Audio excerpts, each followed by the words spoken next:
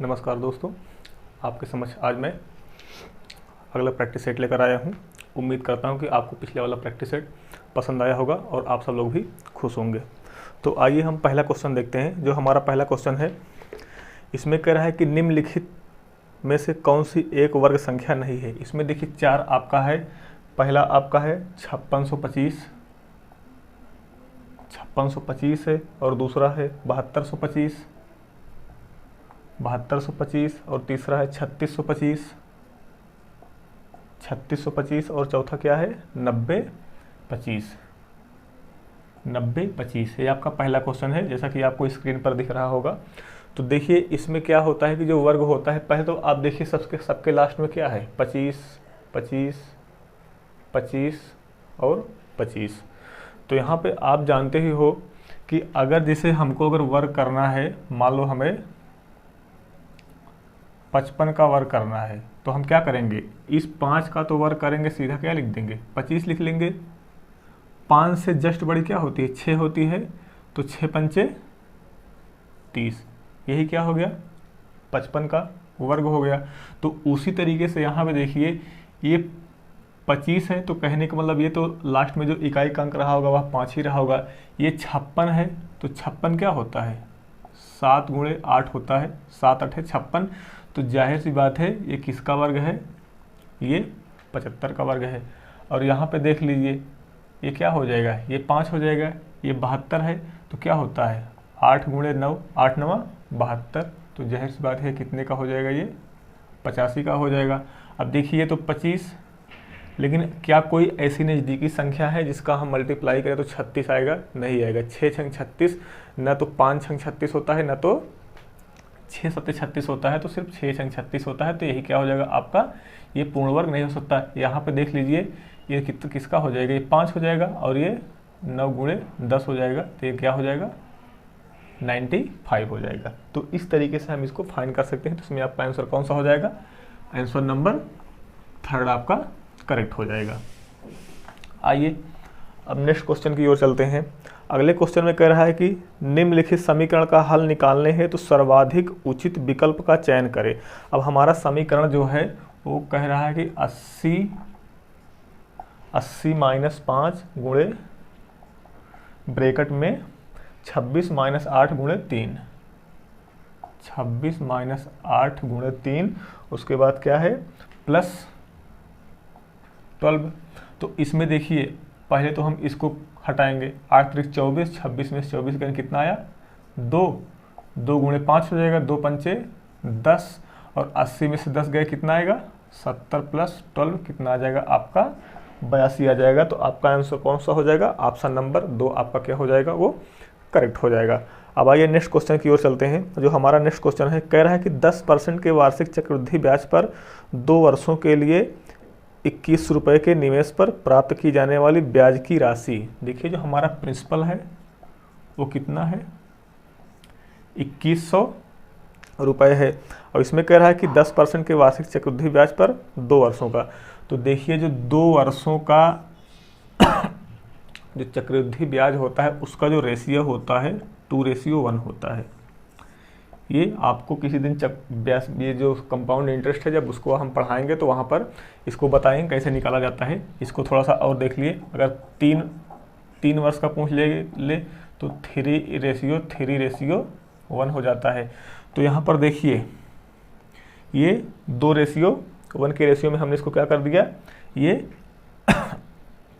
Divide कर दिया। हमारा परसेंटेज कितना है, परसेंटेज है 10%।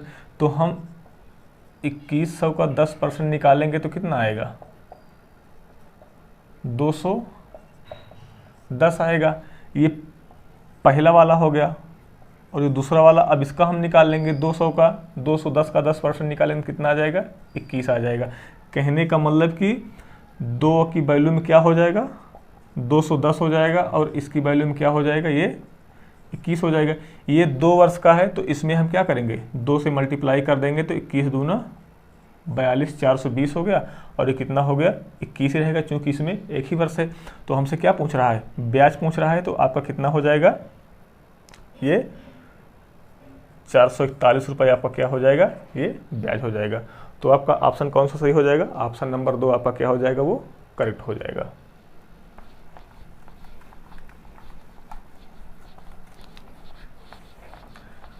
आइए देखते हैं अगले क्वेश्चन की ओर। देखिए जो हमारा अगला क्वेश्चन है, कह रहा है कि मिताली और जुलन ने क्रमशः 336 रुपये एवं 231 रुपये एक कारोबार में निवेश किए, परंतु मिताली ने कुछ महीने बाद पैसे वापस ले लिए। 12 महीने के समापन पर मिताली और जुलन द्वारा आपस में बांटे गए लाभ का अनुपात 2:3 होने पर मिताली ने कितने महीने बाद अपना निवेश लिया था। अब देखिए यहाँ पर दो लोग हैं, मिताली और जुलन। मिताली हैं और क्या है, ये जुलन है। मिताली ने कितना रुपए लगाया, 336 रुपये, 336 रुपये, और जुलन ने कितने रुपए लगाए, 231 रुपये। अब कह रहा है कि मिताली कुछ वर्षों के बाद, कुछ समय के बाद अपने पैसे क्या लेती है, वह वापस निकाल लेती है। तो हम मानते हैं कि ये x मंथ तक लगाई थी, लेकिन इसका तो क्या था, 12 मंथ तक पूरा का पूरा लगा था। लेकिन इनका जो लाभ परसेंट है, मतलब लाभ है, वो कितने का अनुपात में है, 2:3 के अनुपात में है, 2:3 के अनुपात में है। तो हम इसको क्या करेंगे, 336 गुणे x बटे 231 गुणे 12 कितने के रेशियो में आ रहा है, 2:3 के रेशियो में आ रहा है। हम इसको डिवाइड कर देंगे, किससे डिवाइड होगा, 3 से डिवाइड होगा। 3 × 3, 3 × 3, 3 दूनी 6, 3 × 21, 3 × 21। ये 1 मिनट, हाँ सही है, 3 × 4 12। यहाँ 7 से देखिए, 7 × हम 77 और 7 × 7, 7 7 42, 2 8 16, 4 दूनी 8। तो x बराबर कितना आ गया, 11/2 आ गया। कहने का मतलब 5.5 माह, मतलब कि यह 5.5 माह के लिए अपनी राशि को कौन लगाई थी, वो मिताली ने 5.5 वर्षों के लिए, 5.5 मंथ के लिए अपनी राशि को वह निवेश की थी। आइए नेक्स्ट क्वेश्चन की ओर चलते हैं। देखिए हमारा जो अगला क्वेश्चन है, कह रहा है 14, 31 एवं अन्य संख्या का औसत 30 है, तीसरी संख्या ज्ञात कीजिए। देखिए यहाँ पे 3 संख्याएं हैं, 14 है, 31 है, हम मान लेते हैं तीसरी क्या है, x है। इसका जो एवरेज है वह कितना है, 30 है। तो अगर इसका हम सम निकालेंगे तो इसमें 3 से क्या करेंगे, मल्टीप्लाई कर देंगे, कितना हो गया, ये 90 हो गया। अब 90 तो तीनों संख्याओं का योग हो गया। हमको 2 संख्याएं यहाँ पर कंप्लीटली पूरी तरीके से मालूम है, तो 14 और 31 कितना हो जाएंगे, 4 1 5, 3 1 4, 45 हो गया। 2 संख्याओं का सम कितना हो गया, 45 हो गया। तो तीसरी संख्या कितनी हो जाएगी, 45 हो जाएगी, क्योंकि 90 और 45 से क्या होते हैं, वो 90 होते हैं। तो यहाँ पर आपका आंसर कौन सा हो जाएगा, आंसर 4 क्या हो जाएगा, वो करेक्ट हो जाएगा। अब आइए अगले क्वेश्चन की ओर देखते हैं। कह रहा है व्यक्ति ए 90 मिनट में किसी कार्य को पूरा कर सकता है, जबकि व्यक्ति बी को वही काम पूरा करने में 54 मिनट लगते हैं। दोनों एक साथ मिलकर काम को पूरा करने में कितना समय लगाएंगे। अब देखिए यहाँ पर 2 लोग हैं, मतलब कि ए कितने समय में पूरा कर रहा है, 90 मिनट में पूरा कर रहा है, और बी उसी काम को कितने मिनट में पूरा कर रहा है, वह 54 मिनट में पूरा कर रहा है। तो आइए देख लीजिए, ये भी हम आपको इसका सीधा फंडा बताए थे, 90 गुणे 54 अपान 90 और 54 कितना हो जाएगा, 144। 18 से काटिए, 18 × 44, 18 पंचे 90, 2 से काटिए 27 और 2 2 4 8, नहीं कटेगा। अब यहाँ से 27 पंजे 5 सते 35, 5 दूनी 10, 10 3 13, 135/4 मिनट। लेकिन अब इसको देखिए, ऑप्शन में आपका मिनट और सेकंड दोनों में दे रहा है, तो यहाँ पे डिवाइड करिए, 4 तिहाई 12, कितना बचा 2, 25 हो गया, 4 छंग 24, 36 सही 1/4, तो 36 मिनट तो आपका पूरा हो गया। अभी 1/4 बचा है, इसको हम सेकंड में चेंज कर देंगे, क्या हो जाएगा, 15 चौको 60 हो जाएगा। तो आपका आंसर कौन सा हो जाएगा, सॉरी कैलकुलेशन मिस्टेक हो गई। यहाँ पे देखिए 4×3 12 और ये एक ही बचा हुआ है, तो कितना हो जाएगा, ये भी 4×3 12, 33 सही 1/4, तो यहाँ पे क्या हो जाएगा 33 हो जाएगा। और ये कितना हो गया 1/4, तो ये 15, 33 मिनट 15 सेकंड आपका क्या हो जाएगा, वो 4×3 12, 4 1 मिनट भैया, 4×3 12, 4×3 12, 3 बचा, सॉरी 3 बचा, तो 15×3 45, तो आपका 33 मिनट 45 सेकंड आपका ऑप्शन क्या हो जाएगा, ऑप्शन 3 क्या हो जाएगा, वो करेक्ट हो जाएगा। तो आइए अगले क्वेश्चन की ओर चलते हैं।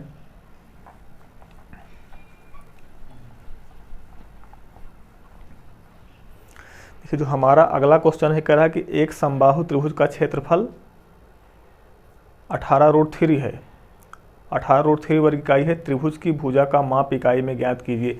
देखिए समबाहु त्रिभुज का जो क्षेत्रफल होता है, जिसका जो एरिया होता है वो होता है √3/4 A², ए बोले तो भुजा स्क्वायर। तो इसमें कह रहा है, इसमें दिया क्या है, कह रहा है कि उसका क्षेत्रफल 18√3 है। कितना दिया है 18√3 तो दिया है। अब यहाँ से √3/4 इंटू भुजा स्क्वायर। अब देखिए √3 से √3 क्या हो गया, कैंसिल हो गया, A² बराबर 18×4 = 72 आ गया। तो हम A की वैल्यू क्या हमारी हो जाएगी 6√2, क्योंकि क्या होता है 6×6 36 दूना 72, यही भुजा हमसे पूछ रहा है, तो हमारी भुजा क्या हो जाएगी A√2 हो जाएगी। ऑप्शन क्या हो जाएगा, ऑप्शन इज 4 क्या हो जाएगा आपका, करेक्ट हो जाएगा। देखिए जो अगला क्वेश्चन है उसमें कह रहा है कि त्रिभुज XYZ में Y समकोण है। कह रहा है कि त्रिभुज XYZ में Y क्या है, ये समकोण है। अब उसके बाद कह रहा है कि यदि यम कोण X 60 डिग्री, ये कितना दिया है, ये 60 डिग्री दिया है, तो ये कितना हो जाएगा 30 डिग्री हो जाएगा। चूंकि ये 90 डिग्री है तो 60 30 कितना हो गया 90, और ये 90 आप जानते हो कि त्रिभुज के तीनों कोणों का योग कितना होता है 180 डिग्री होता है। अब इसमें कह रहा है कि तो काट Z+2 का मान ज्ञात कीजिए। काट Z+2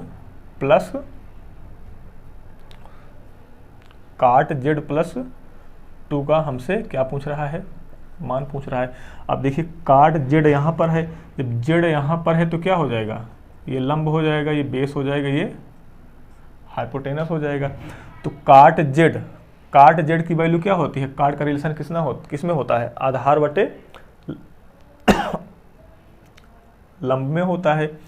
सॉरी यहाँ पे हमको आधार लंब से नहीं मतलब है, यहाँ पे हमसे ट्रायंगल पूछ रहा है। काट Z, तो काट Z की वैल्यू कितना हो जाएगी √3 और +2 है ही, तो यही क्या हो जाएगा आपका आंसर हो जाएगा। क्योंकि अभी ये मतलब कि हमसे भुजाओं के बीच अनुपात पूछता है, भुजाओं के बीच संबंध पूछता है, तब हम वहाँ पर लंब आधार कर्ण का रेशियो निकालते, तो यहाँ पर हमको लंब आधार कर्ण के रेशियो से कोई मतलब नहीं है। तो आइए अब अगले क्वेश्चन की ओर चलते हैं।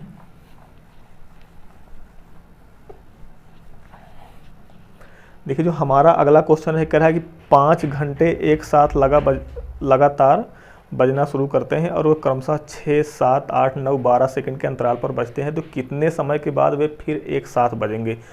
अब देखिए वैसे तो इसको ऑप्शन से भी किया जा सकता है, क्योंकि आप जितने भी इसमें हैं सभी को उसमें कट करोगे, अगर जो ऑप्शन सभी संख्याओं से कट हो जा रहा है वही आपका क्या हो जाएगा, ऑप्शन करेक्ट हो जाएगा। तो आइए हम इसको देखते हैं निकालते कैसे हैं। तो 6, 7, 8, 9, 12, 6, 7, 8, 9, 12, 6, 7, 8, 9, 12। अब देखिए इसका हम क्या निकालेंगे, इसका हम एलसीएम निकालेंगे। तो अभी तो अगर ये थोड़ा सा कम में होता तो आप सीधा 2-3 अंकों में होता तो आप सीधा फाइंड कर लेते, अपने मन में ही कोई संख्या मतलब ला लेते जो पूरी तरीके से कट जाता, वही एलसीएम होता। अब देखिए इसको हमको निकालना पड़ेगा, तो यही मेथड सबसे आसान होता है। 2 से काटिए, 2 3 6 7 आपका उतर आएगा, 2 चौक 8, 2 और 9 भी नहीं कटेगा, 2 छंग 12। अब देखिए अभी 2 से काटिए, 3 हो गया, 7 हो गया, 2 दूनी 4, 9, 2 3 6। अब आप 3 से काटिए, 3 हो गया, 7 हो गया, 2 हो गया, 3 हो गया, 1 हो गया, पुनः 3 से काट दीजिए, 1 7 2 1। अब देखिए 2 दूना 4, 4 3 12 बार 3 36, 36 दूना 72 गुणे 7। तो 72 गुणे 7 आपका आंसर क्या हो जाएगा, ये गुणा कर लीजिए, 7 दूनी 14, 7 49 50। तो 504 आपका क्या हो जाएगा, एलसीएम हो जाएगा। कहने का मतलब कि 504 सेकंड के बाद वे पांचों घंटियां एक साथ पुनः बजना स्टार्ट हो जाएंगी। तो आइए अगले क्वेश्चन की ओर चलते हैं। इसमें अगले क्वेश्चन में कह रहा है कि ए एक काम को 20 दिन में कर सकता है और बी उसी काम को 30 दिन में कर सकता है।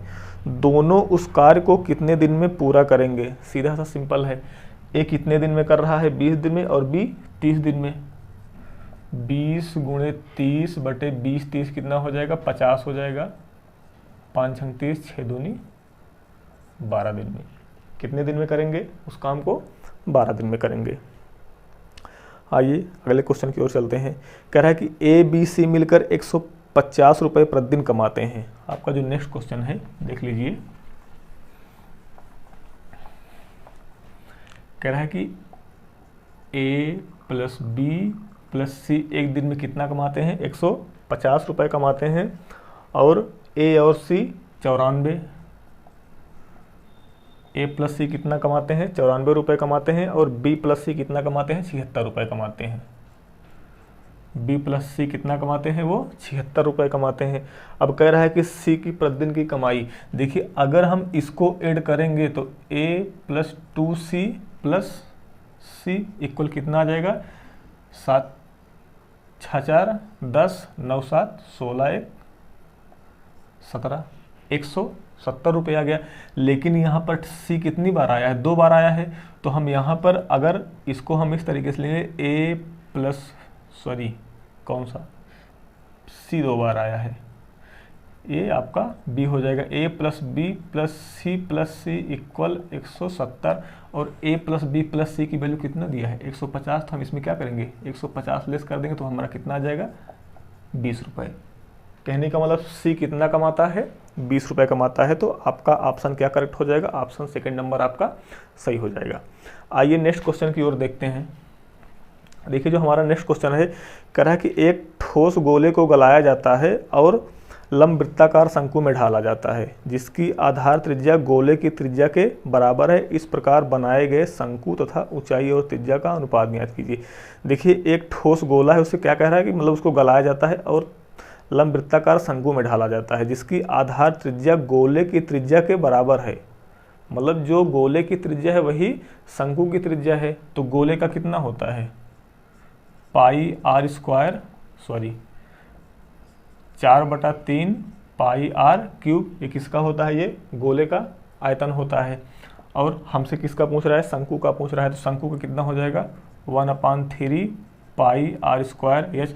चूंकि रेडियस क्या है, सेम है, इससे क्या हो गया, कैंसिल हो गया। अभी यहाँ पे ये आर स्क्वायर है, आर क्यूब है, यहाँ से ये कैंसिल हो जाएगा। तो कितना हो गया, 4r इक्वल एच।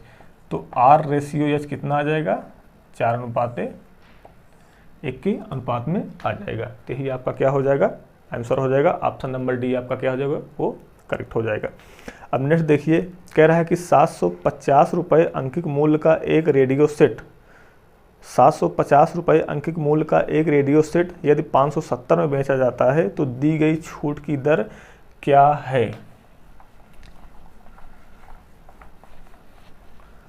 देखिए 750 रुपये का था, कितने में बेचा गया, 570 में बेचा गया। दोनों के बीच डिफरेंस कितना है, 0, 15 में 7 गए 8, और ये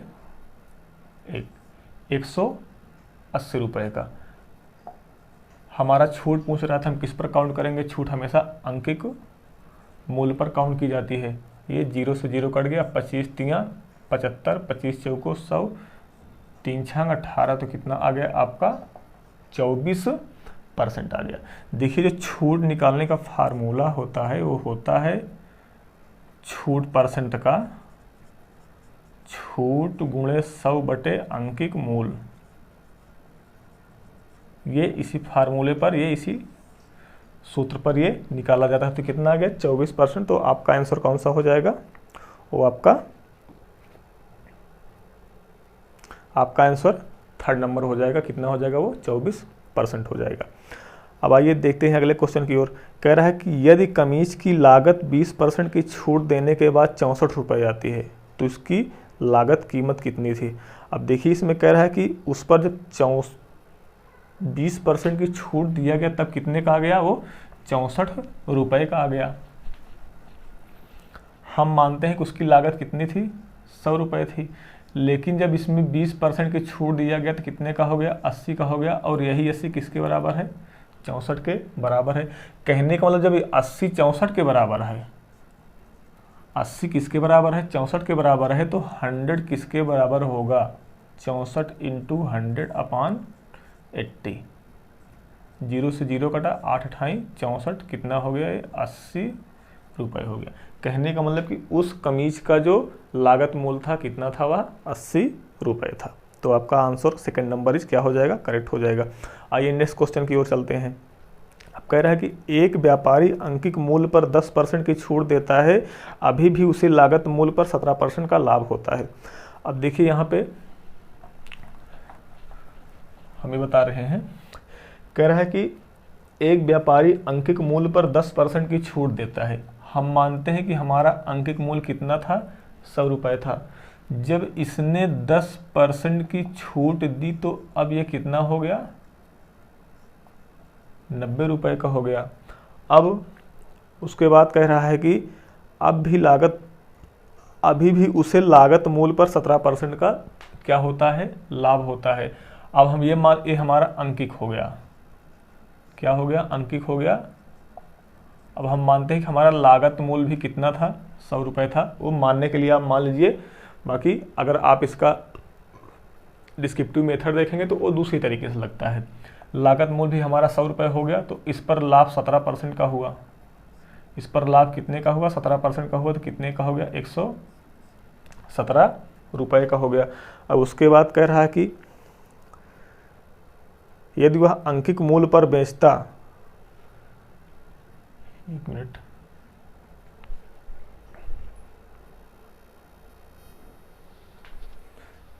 तो वही थोड़ा सा कंफ्यूजन हो गया था, जिसको देख लेते हैं फिर से।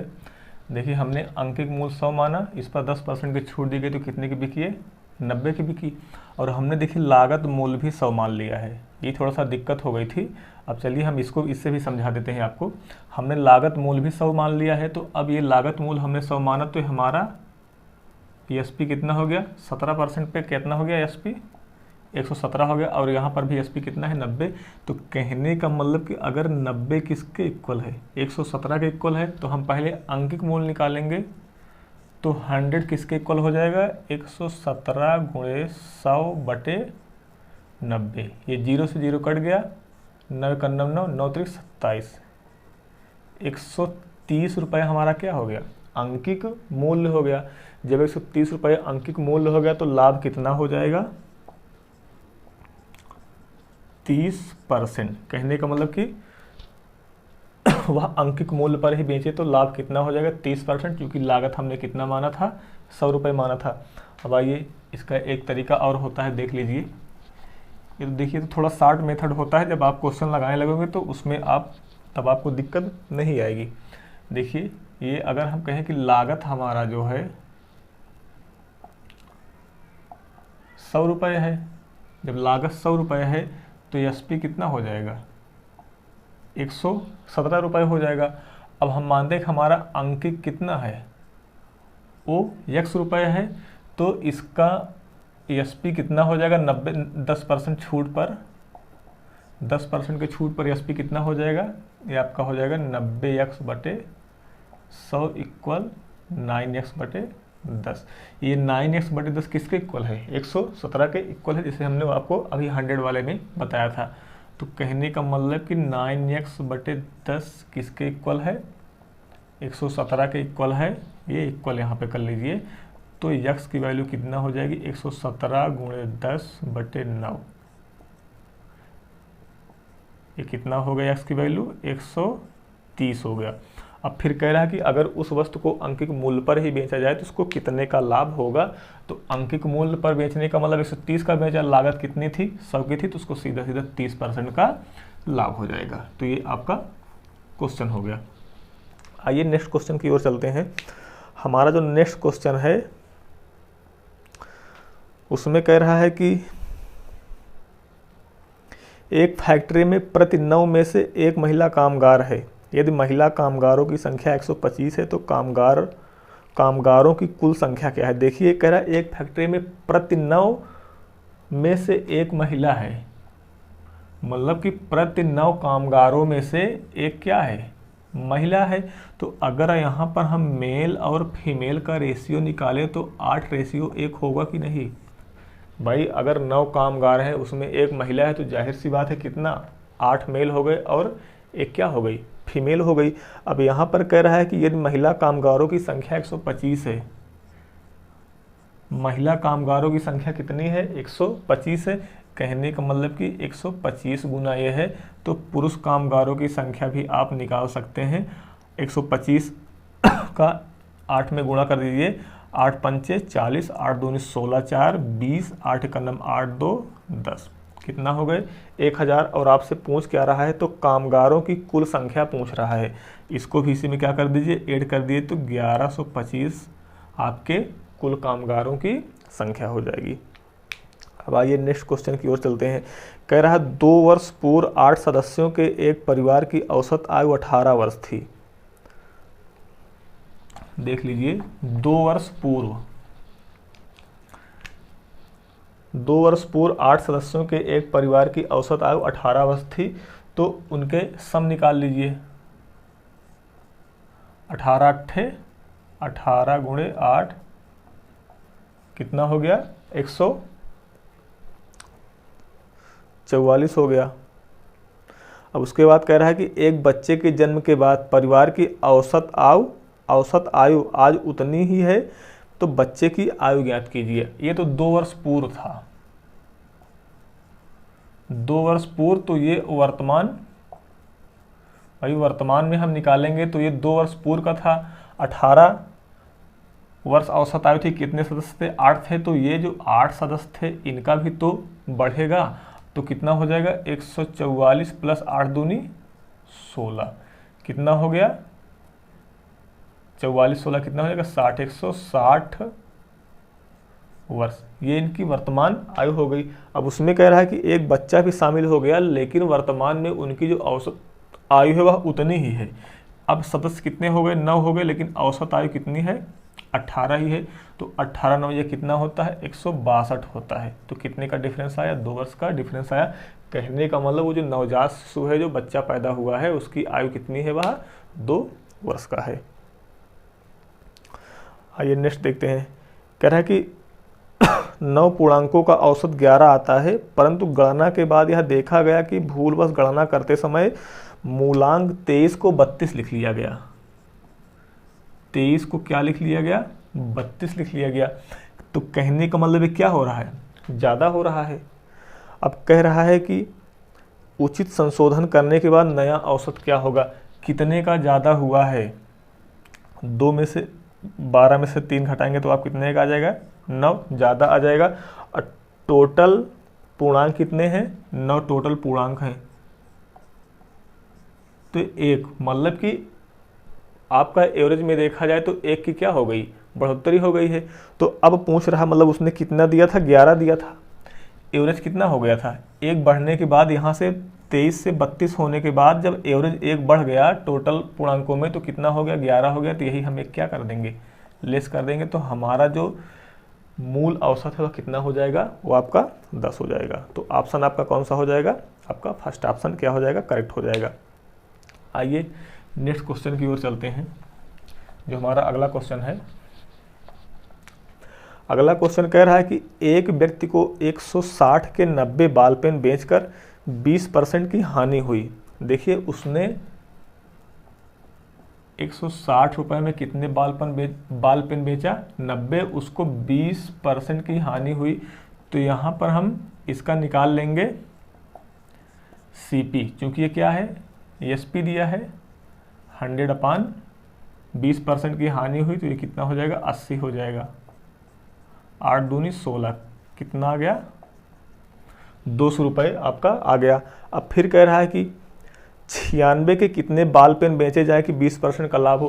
पहले तो हम इसका 20% का लाभ निकाल लेंगे, कितना हो जाएगा, 200 गुणे 120 बटे 100, 12 दूनी 24, 240 रुपया। ये कितने का हो गया, 240 का रुपया।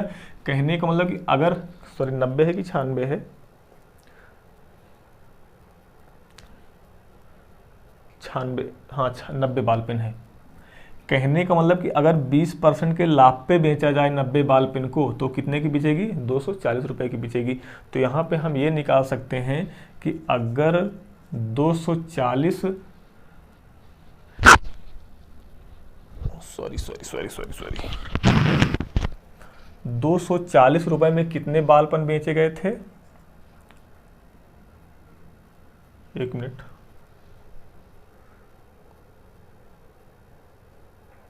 हाँ 240 रुपये में 90 बाल पेन बेचे गए थे। तो कह रहा है कि 96 रुपये में आप कितने बाल पेन बेचेंगे। तो 90 गुणे 96 बटे 240, ये 0 से 0 कैंसिल हो गया, 24 चौको 96, 9 चौक 36। तो कितने बाल पेन हो जाएंगे, 36 बाल पेन हो जाएंगे जो 20% के लाभ पर 96 रुपये में वो बेचे जाएंगे। आइए नेक्स्ट क्वेश्चन देखते हैं। कह रहा है कि एक विक्रेता 225 की कलाई घड़ी खरीदता है और उसकी मरम्मत पर 15 रुपये खर्च कर देता है। कितने का खरीदा है, 225 का खरीदा है और मरम्मत पर कितना खर्च किया, 15 खर्च कर दिया। 225 प्लस 15 कितना हो गया, 240 हो गया। अब कह रहा है कि यदि वह उसे 300 रुपये में बेचता है, कितने में बेचा, 300 रुपये में बेचता है, तो उसने कितने प्रतिशत लाभ प्राप्त किया होगा। तो यहाँ 240 और 300 बात कहने का मतलब 60 रुपये का लाभ हुआ। 100 अपान कितने पर कितने उसकी लागत मूल थी, 240, 6 चौको 24, 4 पैसा में 100, आपका 25% क्या हो जाएगा, लाभ हो जाएगा। तो आपका ऑप्शन क्या हो जाएगा, 3 ऑप्शन इज करेक्ट हो जाएगा। अब आइए नेक्स्ट क्वेश्चन की ओर चलते हैं। कह रहा है कि रमन के वेतन में इस वर्ष 5% की वृद्धि हुई यदि उसका वर्तमान वेतन 1806 रुपये है तो पिछले वर्ष उसका वेतन क्या था। देखिए 5% वृद्धि होने के बाद उसका वेतन कितना हो गया, 1806 रुपये हो गया। अब 5% वृद्धि अगर हम मानते हैं कि उसका वेतन कितना था, 100 था, तो अब कितना हो गया, 105 हो गया। कितना हो गया, 105 हो गया। तो ये 105 अगर 1806 के बराबर है तो 100 किसके बराबर हो जाएगा, 1806 गुणे 100 बटे 105। इसको आप 3 से काटिए, 3 छंग 18, 3 दूनी 6, 3 त्रिक्का 9, 3 पचे 15, 5 सते 35, 5 विषाम में 100, 7 से काटिए, 7 8 56, 7 छंग 42, कितना हो गया, 86 गुणे 20, कितना आएगा, 2 छंग 12, 2 8 16, 16 1 17, 1720 रुपया उसका एक वर्ष पहले क्या था, उसका वेतन था। तो आपका आंसर क्या हो जाएगा, ऑप्शन इज 1 करेक्ट हो जाएगा। अब देखिए कह रहा है कि एक परीक्षा में 80 लड़के अंग्रेजी में पास हुए, 85 लड़के गणित में पास हुए, जबकि 75 लड़के दोनों विषयों में पास हुए। यदि 45 लड़के दोनों विषयों में फेल हुए हो तो परीक्षा में बैठने वाले लड़कों की कुल संख्या ज्ञात कीजिए। तो हम मान लेते हैं कि परीक्षा में जो लड़के बैठे थे वो टोटल कितने थे, वो 100 थे। अब यहाँ पे देखिए सबका दिया है कि 80% किसमें, अंग्रेजी में, 85% गणित में। तो अब देखिए इसमें हम पहले तो निकालेंगे केवल गणित में, केवल अंग्रेजी में, जबकि कितना है, 75% दोनों में है। देखिए इसमें आप देख लीजिए, इंग्लिश में आपका कितना है, 80%, मैथ में 85%, दोनों में कितना है 75%, ये कितने, ये पास हो गए हैं। तो अगर हम केवल इंग्लिश देखें तो 75 में से 80 में से 75 घटाएंगे कितना आएगा, 5% आएगा। और यहाँ हम केवल मैथ देखें तो कितना आ जाएगा, 10% आ जाएगा। और दोनों यहाँ पे कितना है, 75% है। तो कुल पास होने वाले विद्यार्थियों की संख्या आपको कितना आ जाएगा, 10 5 15, 15 75 कितना हो जाएगा 90। कहने का मतलब कि 90% क्वालिफाई हुए हैं, तो डिसक्वालीफाई कितने होंगे, फेल आपका 10% हो जाएगा। और यही 10% किसके इक्वल है, 45 के इक्वल है। कहने का मतलब कि अगर 10% 45 के इक्वल है तो 100% किसके इक्वल हो जाएगा, 45 गुणे 100/10, 450 के इक्वल हो जाएगा। तो टोटल लड़कों की संख्या कितनी हो गई एग्जाम में बैठने वाले, 450 हो गई। अब आइए नेक्स्ट क्वेश्चन की ओर चलते हैं, जो हमारा अगला क्वेश्चन है। देख लीजिए, इसमें कह रहा है कि 20 मीटर लंबी ट्रेन 36 किलोमीटर प्रति घंटे की रफ्तार से चलकर एक पुल को पार करने में 55 सेकंड लेती है। तो पुल की लंबाई, देखिए कोई भी ट्रेन हो वह किसी प्लेटफार्म को पार कर रही है या किसी पुल को पार कर रही है या किसी सुरंग को पार कर रही है, तो उसकी जो दूरी तय होती है वह रेलगाड़ी की लंबाई प्लस जिस मार्ग से होकर वह जा रही है, प्लेटफार्म, सुरंग या पुल, उसकी भी लंबाई क्या हो जाती है, ऐड हो जाती है। तो वही मतलब कि वही कुल दूरी हो जाती है। तो यहाँ पर देखिए इसमें दिया है उसकी स्पीड कितना है, 36 किलोमीटर पर आवर है और समय कितना ले रही है, 55 सेकंड का समय ले रही है। तो यहाँ पर हम डिस्टेंस निकाल लेंगे सीधा। डिस्टेंस बराबर क्या होता है, चाल गुणे समय। कितना है, 36 किलोमीटर पर आवर है, तो इसको हम मीटर पर सेकंड में चेंज कर देंगे, कितना हो जाएगा, 5/18 हो जाएगा। और समय कितना लग रहा है, 55 सेकंड का समय लग रहा है। 18 दूनी 36, 5 दूने 10 गुणे 55 बराबर 550। अब हमने अभी बताया कि जब भी कभी ट्रेन किसी सुरंग, प्लेटफार्म या पुल से होकर गुजरे तो उन सब की लंबाई ट्रेन की लंबाई में जुड़ जाती है। अब ट्रेन की लंबाई कितना दिया हुआ है, 200 दिया हुआ है, तो जाहिर सी बात है हम उस, क्या पूछ रहा है, पुल है कि प्लेटफार्म है, तो हम उस पुल की लंबाई ज्ञात कर लेंगे। तो पुल की लंबाई बराबर कितना हो जाएगा, 550 माइनस 200, आपका कितना आ जाएगा, 350 मीटर। ये आपका आंसर हो गया। आइए नेक्स्ट क्वेश्चन की ओर चलते हैं। कह रहा है कि दो बराबर राशि क्रमशः 7% और 5% के साधारण ब्याज पर उधार दी गई। दो ऋणों पर अर्जित ब्याज 4 वर्ष में 960 रुपये हैं। तो पूछ रहा है कि वह राशि कितनी थी। अब देखिए यहाँ पर दे रहा है कितने परसेंट पर, 7% और 5% पर, 7% पर और 5% पर दे रहा है। कितने वर्षों के लिए, 4 वर्षों के लिए। तो आप जानते हो कि जो चक्रवृद्धि ब्याज होती है, सॉरी जो साधारण ब्याज होती है, वह प्रत्येक वर्ष के लिए क्या होती है, समान होती है। तो 7 चौ 28, 7 पचे, सॉरी 4 से 28, 4 पंचे 20। तो टोटल ब्याज कितना हो गया, 48 हो गया। यही जो 48 है कितने के बराबर है, 960 के बराबर है। कहने का मतलब कि अगर 48 960 के बराबर है तो 100 किसके बराबर हो जाएगा, वो 960 गुणे 100/48। 48 दूना 96, आपका कितना आ गया, राशि आपकी कितनी आ गई, 2000 रुपये आपकी राशि आ गई। तो आपका आंसर कौन हो जाएगा, थर्ड ऑप्शन इज आपका करेक्ट हो जाएगा। आइए लास्ट क्वेश्चन देखते हैं। कह रहा है कि 5% प्रतिवर्ष चक्रवृद्धि ब्याज पर 800 रुपये कितने वर्ष में, 882 रुपये हो जाएगा। तो सीधा सा सिंपल है, सिंपल सा क्वेश्चन है। आप लोग इसको लगाने लगोगे तो ऐसे क्वेश्चन तो बिना पेन और पेपर के हल हो जाएंगे, सीधा आपका 2 वर्ष आंसर आएगा। अब देखिए इसमें क्या होता है, P × 1 + R/100 का होल स्क्वायर इंटू ए अमाउंट। तो 1 + R/100 का होल स्क्वायर इक्वल A/P हो जाएगा।